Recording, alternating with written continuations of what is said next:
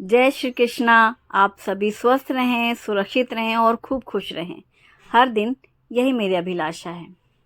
आज सारी चीज़ें शुभी की पसंद की बनेंगी, क्योंकि आपको पता है शुभी आई हुई है। जब बच्चे हॉस्टल से आते हैं तो उनकी लंबी चौड़ी होती है लिस्ट।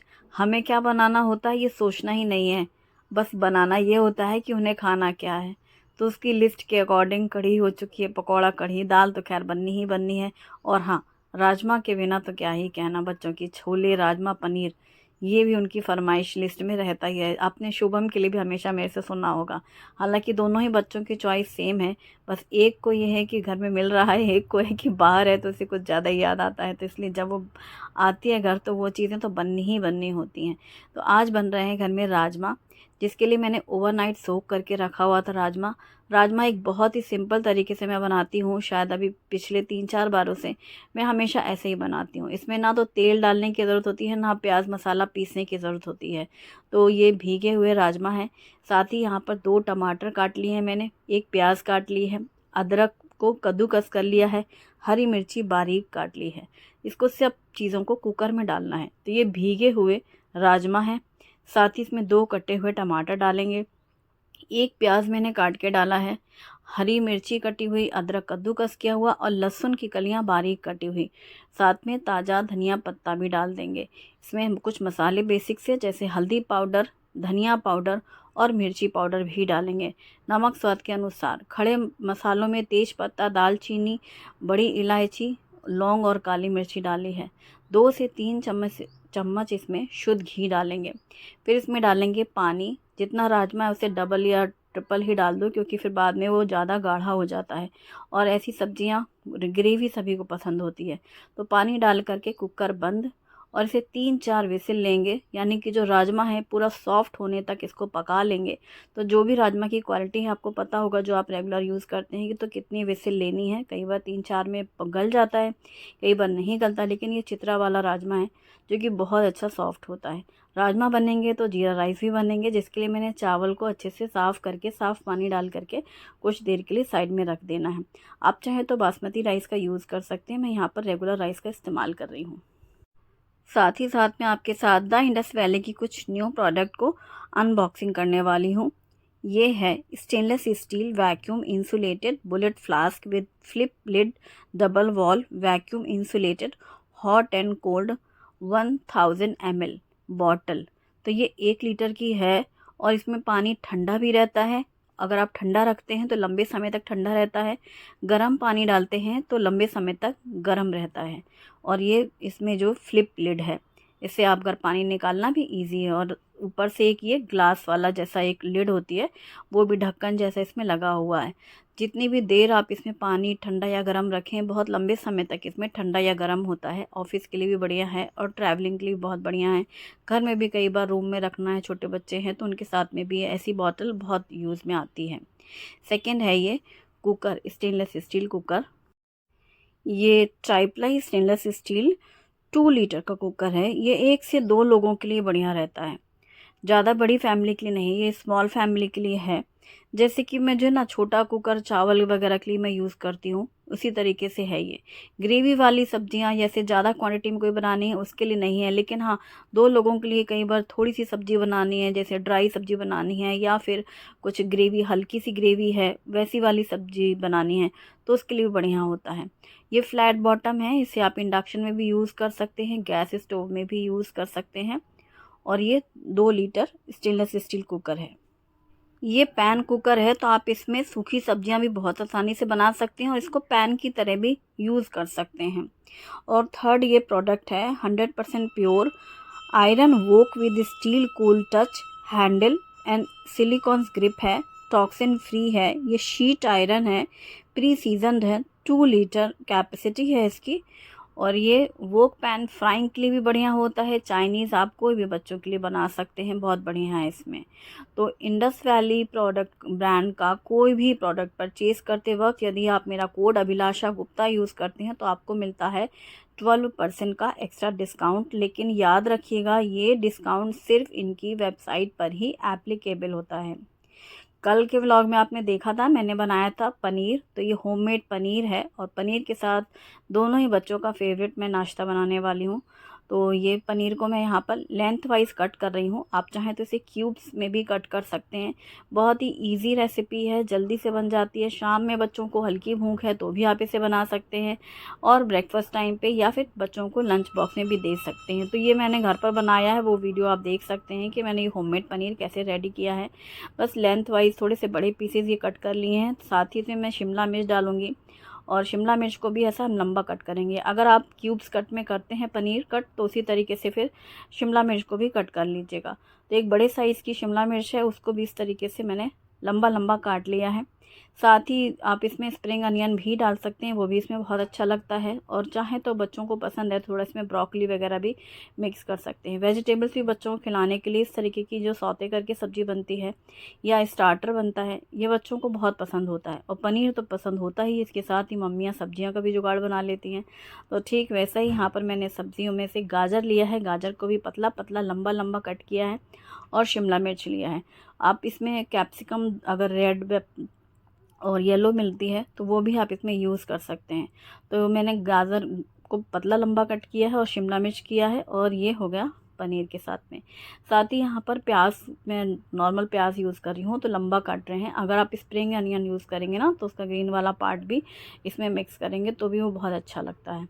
तो सारी सब्जियों की चॉपिंग कटिंग हो चुकी है, और इस तरीके से तैयारी करके ना एक के बाद एक काम आसान हो जाते हैं।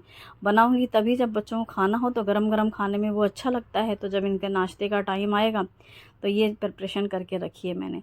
राजमा बॉईल हो रहा है, अभी मैंने गैस धीमी कर दी थी। बड़ी तेज़ आंच में पहले 1 या 2 सीटी आई थी, फिर धीमी आंच में भी 3-4 विसिल ले लिया है ताकि वो बढ़िया से अच्छे से गल जाए। फिर हम खोलेंगे कुकर। हरी मिर्ची को भी मैंने लेंथ वाइज कट कर लिया है, और ये प्रिपरेशन हो चुकी है। चावल भी धुले रखे हैं, मतलब जीरा राइस के लिए। और ये इनके साथ ही साथ मैं ना नाश्ते की भी तैयारी करती जा रही हूँ, और साथ ही साथ लंच की भी तैयारी कर रही हूँ। साथ में बनेंगे लंच में बूंदी का रायता। तो मैंने 1 कप फ्रेश दही ली है, उसमें नमक डाला है, और ये डालेंगे रायता मसाला, जिसकी रेसिपी मैंने कल के व्लॉग में आपके साथ शेयर की है। अक्सर ही डिमांड होती थी रायता मसाला की, तो फाइनली कल बन चुका है। और रायता मसाला डाल करके दही में एक बार अच्छे से मिक्स कर लेंगे, दही में गांठें सी ना रहे, एकदम स्मूथ सा हमारा ये दही प्रिपेयर हो जाए। अब इस दही में फेंटने के बाद हम इसमें पानी डाल सकते हैं, जिससे दही एकदम स्मूथ भी रहेगा। अगर कई बार दही में आप एक ही साथ पानी डाल करके फेंटो ना, तो दही में गांठी सी रह जाती हैं। तो इसलिए हमेशा दही फेंटने के बाद ही पानी डालें, और फिर एक बार अच्छे से मिक्स कर दें। अब इसमें हम डालेंगे बूंदी। बूंदी डालने से ना तुरंत पानी जो हमने डाला है वो सोख कर लेते हैं। तो थोड़ा सा ताज़ा धनिया पत्ता डाला, फिर इसमें बूंदी डाल दी है, और इसके साथ इसमें हम डालेंगे तड़का।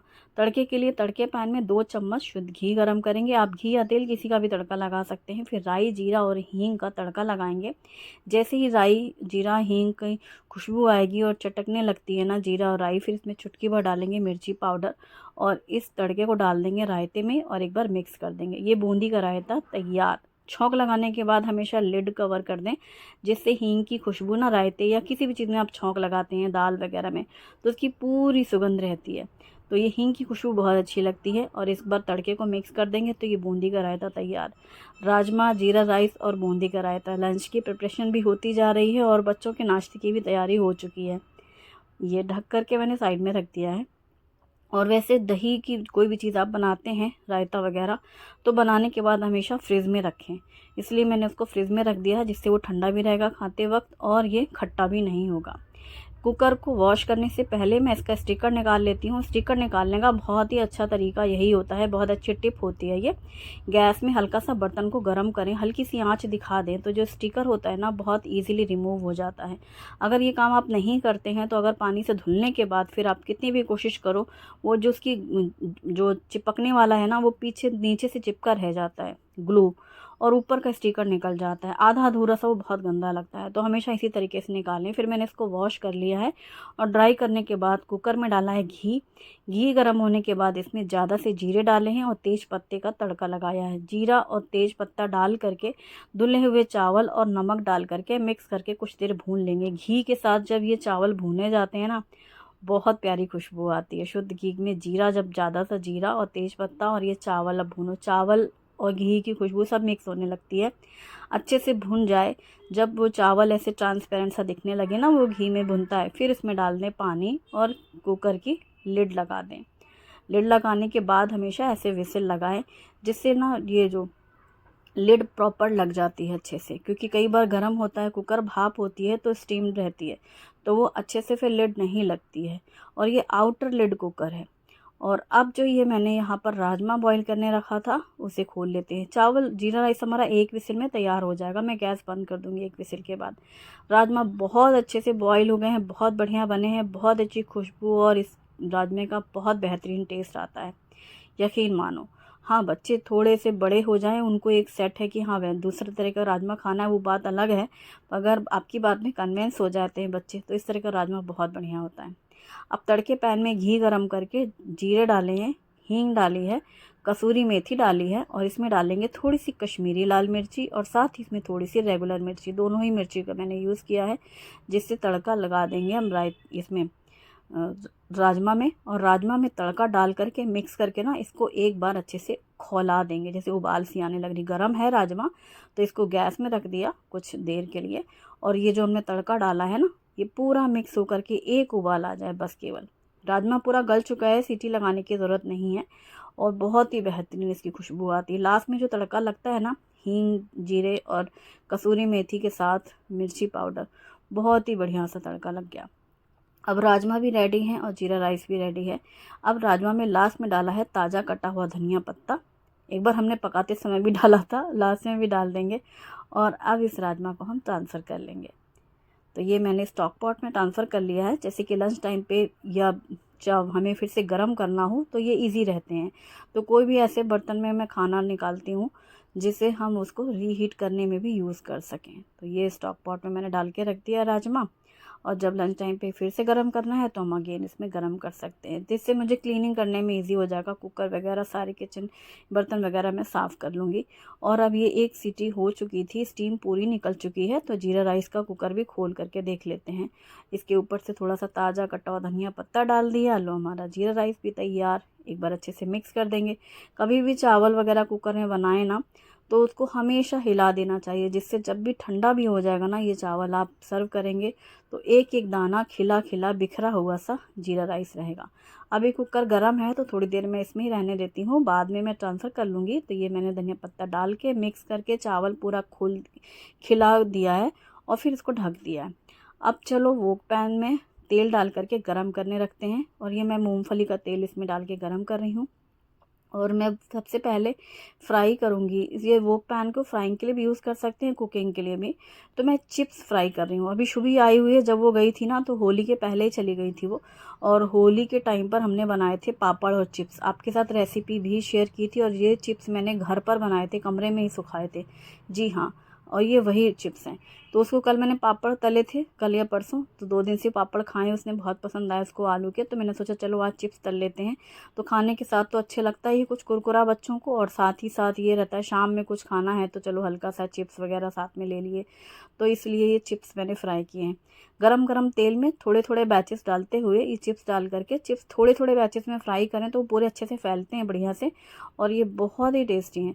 घर पर ऐसी चीज़ें बना के रखना ज़्यादा बेहतर होता है। बाज़ार से लो, एक पैकेट में ज़रा से चिप्स होते हैं और वो सही है कि नहीं हमें नहीं पता होता। घर में चीज़ें हम लोग बनाते हैं तो उसका क्वांटिटी भी ज़्यादा रहती है और बहुत शुद्ध तरीके से बनाते हैं, साफ़ सुथरे तरीके से। तो ये चिप्स भी तैयार हो गए हैं। फ्राई करके मैं एक बड़े बर्तन में निकालती जा रही हूँ। फिर बाद में हम इसमें कुछ मसाले भी ऐड करेंगे, जिससे ये बहुत ज़्यादा टेस्टी हो जाते हैं। चिप्स तो शुभम को बहुत पसंद आया, कह रहा मम्मा अब हर बार हम लोग चिप्स ज़्यादा से बनाएंगे। ये लास्ट बैच था एक्चुअली। ये चिप्स हमने बनाए थे, 2 किलो के बनाए थे, 3-4 बार तो फ्राई कर ही चुके थे, आज लास्ट है। फ्राई किए हुए चिप्स के ऊपर डाला है ब्लैक पेपर पाउडर, स्प्रिंकल कर दिया है।